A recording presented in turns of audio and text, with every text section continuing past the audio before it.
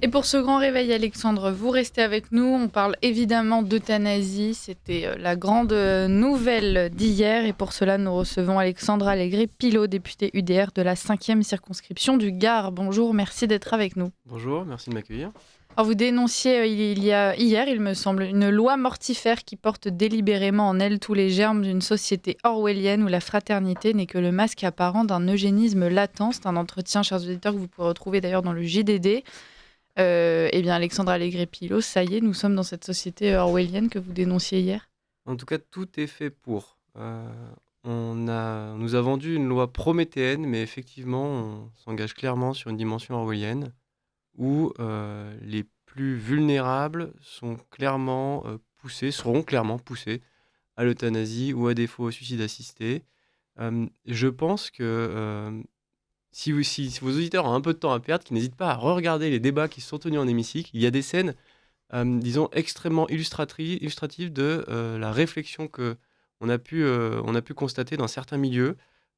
Et ce qui est choquant, au-delà même du débat de fond qui est passionnant sur la question de l'euthanasie et du suicide assisté, c'est de se dire qu'on a pu voter une loi qui passait autant en force et qui faisait tellement fi des réalités humaines et des faiblesses de chacun, et qui a été votée par des personnes qui nous expliquent systématiquement que l'individu est ballotté par un ensemble d'oppressions, d'emprises, qui l'empêchent d'exprimer son libre arbitre. C'est ce qui nous expliquait systématiquement que, par la gauche notamment, par le centre aussi, que l'individu n'est pas libre parce qu'il est le fruit d'un système oppressif. Sauf quand il s'agit de recourir à l'euthanasie, où là, sa conscience, son discernement est libre et éclairé. Tout d'un coup, il ne peut y avoir aucune supposition, aucune présomption quand on est, par exemple, déficient mental, quand on est, par exemple, sous tutelle ou sous curatelle, aucune présomption qui conduirait à demander un second avis systématique d'un psychiatre, par exemple, à demander un contrôle à minima d'un juge pour le respect de la procédure. Eh bien non, tout d'un coup, l'individu est suprêmement souverain, suprêmement compétent, suprêmement informé, omniscient, alors que le récit qu'on nous vend depuis des années, c'est celui de l'oppression, de l'incapacité à être souverain. Donc là, on est vraiment sur une véritable aporie, je pense, au-delà même du sujet de l'euthanasie, de la cohérence globale de cette classe politique qui, quand ça l'arrange, nous explique que nous ne sommes pas libres, et quand ça l'arrange, nous explique que nous sommes libres, alors que ça concerne les plus vulnérables d'entre nous. Si on veut reprendre votre raisonnement, Alexandre Allégret-Pillaud, on pourrait dire aussi que l'UDR est un parti très libéral économiquement, qui prône la liberté de l'individu et qui, justement, sur le sujet de l'euthanasie, va dire qu'il y a des oppressions.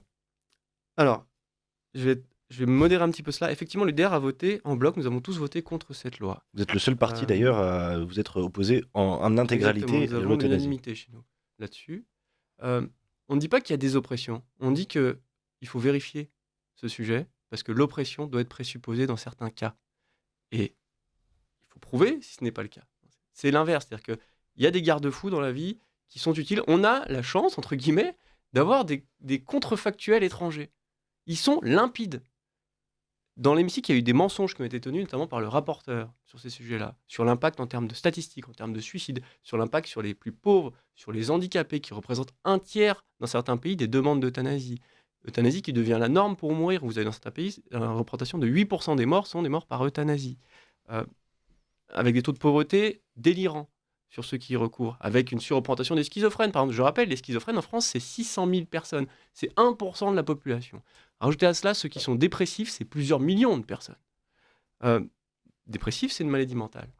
Hein, donc, les déficients mentaux, pareil, n'ont pas été écartés. Moi, je considère, personnellement, qu'un déficient mental, son discernement libre et éclairé, c'est pas certain. Un minima. Donc, un contrôle dédié devrait être ajouté. Sauf si on veut s'engager vraiment sur une pente très très claire. Et là, si vous voulez, moi, mon vote, il a été simple. J'ai pas eu quand j'ai abordé ce projet de loi, cette proposition-là, j'ai eu un cas de conscience. Et je pense que c'est légitime, parce que c'est un sujet fondamental, qui engage toute notre société dans une rupture anthropologique. Et en fait, ce cas de conscience, quand j'ai voté, je l'avais plus du tout. Parce que j'ai eu les débats. Quand j'ai eu les débats, j'ai vu qu'en face de moi, j'avais des gens qui n'écoutaient pas, qui ne voulaient pas entendre l'ensemble des objections légitimes qui ont été formulées par plusieurs dizaines de députés, notamment des experts, mais pas que. Et quand j'ai vu qu'en face, il y avait du fanatisme, ben moi, mon choix a été extrêmement simple. Il y avait la volonté aussi de maquiller la réalité de cette loi. Vous vous êtes battu, par exemple, pour que ne soit pas inscrit mort naturelle sur donc les certificats de décès des personnes qui auront eu recours à l'euthanasie. Exactement. Je pense qu'il faudrait faire un peu d'histoire, mais le totalitarisme s'insinue toujours par des glissements sémantiques, Mm. plus ou moins contrôlés. Le but, c'est de modifier la perception du réel à travers une modification du vocabulaire. C'est assez simple. Mais ça ne modifie pas la réalité. Et il y a plusieurs sujets comme ça où typiquement on parle d'aide à mourir. Aider quelqu'un à faire quelque chose, il faut que lui-même y contribue. Si j'aide quelqu'un à porter quelque chose, je ne le porte pas à sa place. Il le porte et je lui apporte mon concours. Si j'aide quelqu'un à mourir, c'est qu'il est en train de mourir. Et je lui apporte un concours. Ici, nous avons des personnes, par exemple, prenez la maladie de Charcot, qui est beaucoup utilisée pour illustrer ça. La maladie de Charcot, 10% des personnes vivent plus de 10 ans après le diagnostic. La personne n'est pas en train de mourir, systématiquement en train de mourir quand elle... Et ben, j'ai envie de dire, d'une certaine façon, on est tous en train de mourir. Et on est tous en train de mourir. Quand je l'euthanasie, est-ce que je l'aide à mourir? Non, je la tue. C'est une mise à mort demandée. Ce n'est pas une aide à mourir. C'est une mise à mort demandée. Déjà, là, il y a un problème terminologique. Après, effectivement, quand on considère qu'une mort par injection de substance létale est une mort naturelle, on ment. Aujourd'hui, une mort pas suicide, c'est une mort violente non accidentelle. Donc, il y a déjà une terminologie pour un suicide, qui n'est pas mort naturelle. Mais un suicide assisté deviendrait mort naturelle, alors que par définition, c'est encore moins naturel qu'un suicide. Mm. Vous voyez? Donc là, il y a vraiment une dimension totalitaire, modifier les esprits, modifier les mots, modifier les esprits, modifier la perception de la réalité. Et ça me semble extrêmement grave. Donc effectivement, j'ai déposé un amendement pour revenir là-dessus, pour que la mort par euthanasie ne puisse pas être considérée comme une mort naturelle, mais tout simplement comme une mort par euthanasie. Et cela a été voté, après débat. Mais si vous voulez, la tentative reste là. L'objet reste Oui, là. ça s'est joué avec quelques voix près en plus. Oui. C'était pas une majorité large que vous avez obtenue là-dessus. C'est ce qui est assez fascinant d'ailleurs, parce que ça semble d'une évidence formidable que de qualifier les choses pour ce qu'elles sont de manière, en l'occurrence, vraiment directe. Eh bien, il faut croire que la motivation derrière cela justifierait le mensonge. Et moi, je considère que le mensonge n'est jamais justifié. Et alors justement sur la question de la justification, en lisant votre tribune, je me suis rappelé cette phrase de Bernanos qui est quand un homme crie vive la liberté, il pense évidemment à la sienne. Absolument. Et d'une certaine façon, on a l'impression que Monsieur Falorni, mais aussi tous les partisans de l'ADMD, tout l'appareil derrière de francs-tireurs avec Raphaël Enthoven, cette espèce d'extrême centre, et théoriquement éclairé, en fait, a voté une loi qui finalement, d'un côté, leur tient particulièrement à cœur. Falorni, lui, c'est un combat qui mène depuis 20 ans. Et d'un autre côté, en fait, que c'est une loi qui, à la fois, va toucher tout le monde et en même temps a suscité des débats très parisiens. C'est ça qui est assez surprenant. Alors, j'ai un collègue qui disait que c'est une loi faite par des riches bien portants pour des pauvres malades. Et forcément, à un moment, il va y avoir un hiatus entre les ambitions relativement idéalistes de ceux qui vivent dans le meilleur des mondes et puis ceux qui sont dans le pire des mondes, en fait, et qui vont, du coup, schématiquement y passer à l'appel. En France, je vous rappelle, on a 19 départements qui n'ont pas d'unité de soins palliatifs. Ça ne veut pas dire qu'ils n'ont pas de lit palliatif, mais ça veut dire quand même que l'infrastructure n'est pas suffisante. On a des professionnels de santé qui ne sont pas systématiquement formés aux soins palliatifs. Donc déjà, il y a une carence gigantesque. On a une recherche dans la lutte contre les maladies incurables ou intraitables ou maltraitées on peut considérer qui n'est pas totalement suffisante. Et on a des soins palliatifs qui sont donc capacitairement pas Il y a suffisants. une loi donc sur les soins palliatifs qui est passée aussi, et pour le passé coup, une loi très là-dessus. largement. Absolument, à l'unanimité. Maintenant que vous avez deux solutions pour résoudre un problème, vous prenez souvent la plus facile. Donc maintenant, que va-t-il se passer? Je pense, moi c'est mon interprétation, qu'on peut estimer qu'il va y avoir un déport des investissements, des efforts faits sur la recherche, sur le soin palliatif, vers tout simplement l'euthanasie. Si vous voulez. À un moment, schématiquement, pourquoi chercher une solution à la maladie de Charcot quand on vous offre l'euthanasie sur un plateau? Ça peut être choquant ce que je dis, mais je pense qu'il faut réfléchir à l'évolution qu'on va avoir aussi sur la résolution du problème, parce que c'est la nécessité qui fait souvent la solution. Quelles sont les prochaines étapes? Parce qu'on imagine qu'il va quand même rester un combat à mener à ce niveau-là. La loi est passée, mais ce n'est pas nécessairement une fatalité, ou est-ce qu'au contraire, finalement, il n'y a plus qu'à l'accepter maintenant et puis pleurer sur le sort de la France? Écoutez, j'étais relativement fataliste au début du débat parce qu'il y avait un gros travail de sable qui avait été fait depuis des années, notamment sur l'utilisation d'éléments de langage du type le droit à mourir dans la dignité. Ouais. Qui ne veut pas mourir dans la dignité? Mais bon, ces éléments de langage faisaient que les gens ne réfléchissaient plus au terme du sujet et à la vraie problématique sous-jacente, et ça a payé. Pour autant, dans l'hémicycle, je vous le rappelle, c'est du 40-60. Ce qui montre à quel point la loi est radicale. Elle est tellement radicale que 40% des représentants de la nation s'y sont opposés, alors qu'il y a eu un travail de sable depuis des décennies là-dessus. Et ça, c'est d'autant plus grave d'ailleurs, et vous me demandez la suite, moi je ne suis pas convaincu de ce qu'on peut faire pour la suite, mais ça veut dire quoi? Ça veut dire que nous avons un gouvernement et des CDD de gauche qui se disent « je veux imposer une loi sociétalement de rupture », même si 40% de la population est en bloc contre ça. Vous voyez à quel point c'est grave? C'est-à-dire que vous votez une modification des taux de TVA, et il y a 40% de la population qui est plutôt contre, c'est pas très grave, entre guillemets, c'est la démocratie.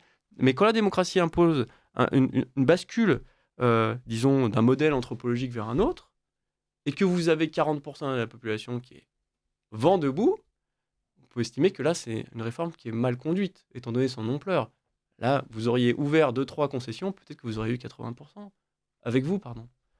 Mais ça montre l'approche triomphaliste et radicale, donc fanatique en fait, de porter derrière ce texte. Ce qui est, on va évidemment, vous êtes membre du groupe UDR, Alexandre Allégret Pilot, et vous êtes allié au Rassemblement national. Il y a une consigne qui a été donnée dans tout l'hémicycle d'ailleurs, on a l'impression, c'est que il y a, en fait, chacun avait la liberté de vote et que les groupes, pour le coup, n'imposaient pas aux députés, comme c'est souvent le cas, un vote sur ce texte qui est pourtant majeur. D'abord, d'ailleurs, pu assister à quelque chose d'assez surprenant, comme le rappelait Maëlys tout à l'heure, mais Sophia Chikirou de la France Insoumise qui vote contre la loi euthanasie, disons que c'était une surprise là-dessus. D'un autre côté, vos alliés du Rassemblement national, chez eux, il y a 19 personnes qui ont voté pour la loi euthanasie. Je rappelle quelques noms comme ça, les plus connus: Maxime Amblard, Guillaume Bigot, Sébastien Chenu, Edwige Diaz, Jean-Philippe Tanguy, Johan Gillet, enfin des noms en plus qui ont un certain poids au sein du Rassemblement national. Vous qui portez, vous avez raison de le faire d'une certaine façon, un jugement moral sur la loi et sur les conséquences anthropologiques qu'elle aura sur la France. Concrètement, est-ce que vous ne sentez pas justement un hiatus, pour reprendre votre terme, entre vous et ces membres du Rassemblement national? Alors c'est aussi la richesse d'avoir une formation qui est large, qui est complémentaire, c'est voilà, d'avoir ces diversités d'opinions et de se retrouver sur 80% et puis d'avoir une petite divergence sur 20%. C'est aussi comme ça qu'on arrive à avoir une offre politique qui est puissante et qui est efficace. À défaut, on n'a que des clones. Donc moi, je vois pas ça comme quelque chose de fondamentalement mauvais ou de dépréciatif pour nous. Au contraire, je pense que c'est complémentaire. Mais c'est plutôt à titre personnel que je le prends, si vous voulez, c'est que moi, j'y ai passé nuit et jour dans l'hémicycle. Enfin, quand les débats sont terminés, j'ai dormi pendant 12 heures d'affilée, ce qui m'arrive rarement. Et ça veut dire que j'ai échoué à les convaincre. Voilà. Donc pour moi, c'est une défaite personnelle. Vous leur avez parlé justement pendant tous ces débats à ces collègues du Rassemblement national? Je suis pas allé leur mettre des coups de pression. Hein. Non mais vous avez pu échanger avec eux, dialoguer. Que chacun puisse se faire son opinion. Et encore une fois, c'est quelque chose qui touche vraiment à la conscience, à l'intime. Donc, sur la question même de l'euthanasie, moi, je ne reviendrai jamais sur la vie personnelle d'un individu. Par contre, sur le texte en tant que tel, son degré de radicalité, qui le rend, à mon sens, totalement inacceptable dans n'importe quel pays qui se veut humaniste. Je rappelle, la définition d'humaniste, c'est la sauvegarde de la vie. Donc déjà, on a un problème. Je pense que ça ne peut qu'être rejeté en bloc. Donc oui, j'ai une divergence avec certains de mes collègues, mais comme vous le notez, j'ai surtout une proximité avec tous les autres, qui sont majoritaires. Donc c'est plutôt bon signe. Autre point sur cette loi, alors il y a quelque chose qui a été beaucoup dit, mais je voudrais savoir aussi comment ça se traduit concrètement, c'est le fait qu'il y ait peu de garde-fous. Et que finalement, et ça c'est évidemment une obsession autour de l'euthanasie, si on légalise la loi en tant que telle, la loi Falorni en tant que telle, ça pourrait mener à des dérives qui pour l'instant ont été bloquées peut-être par des amendements comme le vôtre, encore une fois, sur la mort naturelle. Mais est-ce qu'il y a suffisamment aujourd'hui de garde-fous dans la loi qui est votée pour ne pas qu'il y ait des dérives complètes? Non, honnêtement, c'est open bar. Honnêtement, vous avez des termes qui sont facilement lâches en termes interprétatifs. Je vous donne un exemple. Le délit d'entrave. Oui. Alors personnellement, moi je comprends le principe d'un délit d'entrave. Si vous voulez, si on vote un droit, même si je suis contre ce droit, à partir du moment où il a été voté, il faut qu'il puisse être accessible. Bon, admettons. Maintenant, si on regarde le détail du délit d'entrave, il y a des termes, notamment pression morale, dont la définition est relativement floue et qui peut amener, je sais pas, un camarade à être considéré comme exerçant une pression morale sur un ami. J'ai demandé des précisions à la ministre. Elle m'a dit non, non, ça ne concernera pas l'entourage. L'entourage, c'est quoi? Vous voyez, donc il y a des termes qui sont relativement flous. Après, notamment, il y a la question des troubles à l'ordre public. Dans notre pays, c'est plutôt bien fait, les troubles à l'ordre public sont d'ores et déjà interdits. Et la loi, par contre, rajoute que le fait de perturber l'accès à un endroit où on pratiquerait des euthanasies, alors qu'on pourrait les pratiquer partout, sauf sur la voie publique, heureusement, mais on pourrait les pratiquer partout, hein, constitue un délit d'entrave. Mais c'est dans le détail que se loge le diable là-dessus. Que veut dire perturber? J'ai demandé à la ministre, j'ai demandé au rapporteur, mais que veut dire perturber? Expliquez-moi ce terme flou, alors que nous avons déjà la notion d'atteinte à l'ordre public. Ça veut dire que ça va encore au-delà de l'ordre de l'atteinte à l'ordre public. Quelque chose d'encore plus marginal, entre guillemets, suffirait à constituer un délit d'entrave. Et donc peut-être qu'il vous suffirait d'être à côté d'un hôpital avec une pancarte qui dirait plus de soins palliatifs, moins d'euthanasie, sans gêner personne physiquement, sans empêcher personne de pénétrer, pour constituer un délit d'entrave et vous voir peut-être mise en garde à vue si vous avez disons un magistrat un petit peu zélé. Donc là, on a un gros problème, vous voyez là-dessus. La question miroir, c'est aussi celle de l'incitation. Alors, voilà, l'autre question, c'est l'incitation à l'euthanasie. Moi, j'ai déposé un amendement qui invitait à créer un délit d'incitation à l'euthanasie. Ça me semble être un bon équilibre des minima. Il m'a été répondu, c'est assez cocasse, que dans notre pays, on ne pouvait restreindre l'accès à un droit et que lutter contre l'incitation revenait à lutter contre l'information. Je vous fais le raisonnement pseudo, le sophisme qui est associé à ça. Lutter contre l'incitation, c'est lutter contre l'information, c'est-à-dire empêcher les gens de recourir à ce droit. Je vous rappelle, j'ai rappelé à mon collègue de gauche à ce moment-là, que nous sommes dans un pays où on a le droit de boire de l'alcool.